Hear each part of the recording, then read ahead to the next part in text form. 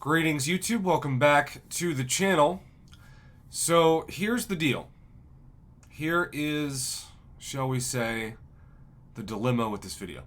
I have waited about 4 weeks to record this video because I wanted to show it when I claimed the final prizes.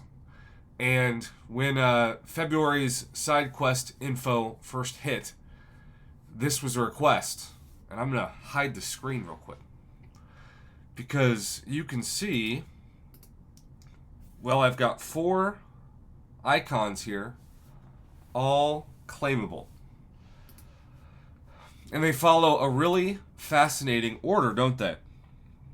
It starts out, you've got just a real level 2.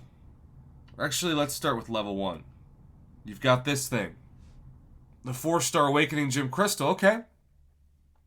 Well, obviously, that's important to somebody out there. But it goes pretty amazing, because it goes from that, as we claim it, from a 4-star crystal for an Awakening Gem to a generic 4-star Awakening Gem. From a crystal to a generic gem. And we're going to start to see a pattern here, because from level 2 to level 3, you go from a 4-star generic Awakening Gem to a 5-star Awakening Gem Crystal. Now, 5-star Awakening Gem Crystals used to be the epitome of what we would expect for in a side quest, but for the first time in a couple months, and this is certainly a welcome addition, it used to break MCOC news when it was a thing. 100% threat level 4, all 4 tasks. You don't obviously have to 100% it every time with the same task, but in this case, it's just the finale in one try with the final boss. You go from a 5-star Awakening Gem Crystal in threat level 3 to a generic 5-star Awakening Gem for threat level 4. But threat level 5, not pictured on screen, is, yes, a very small, almost minuscule, almost inconceivable in terms of an overall value of 5-star relic crystal shard. Now look, as I bring myself back, I'm not saying those don't have a purpose, because they do. I'm not saying that you can't be happy with them, because you can. But we know that 7 stars are right around the corner. Kabam came out on a podcast recently, this past week, and said that they're closer to coming to the game than we even think, which I don't understand the point of that statement, because they said we would be getting them in the spring, and it's almost the spring.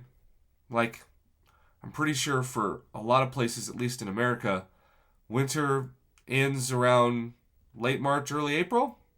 You might say, doesn't end until May, where I am, or June.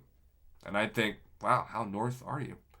But regardless, that's what I think we've expected, because around April and May is the last time we got huge breaking news in the game that determined a new progression, and that, of course, was Wallet Breaker.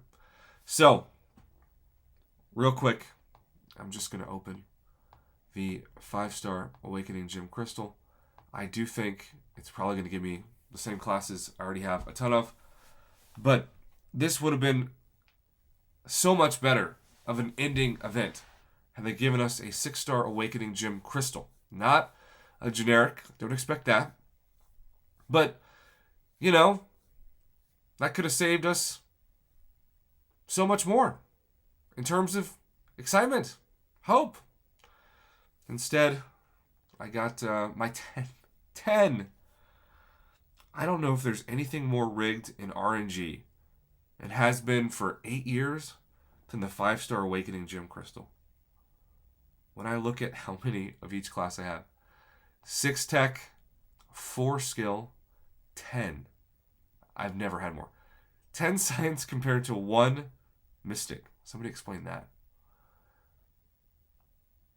I don't even know if I have a cosmic. 0 cosmic? Okay, never mind. 5 cosmic, they moved. and 7. Wow. 7 mutant. But yeah, 1 mystic. Sure, why not? I know I've got 3 of these, but we can never have more 6-star awakening gems. And with 7 stars on the horizon, I'm just saying, kabam.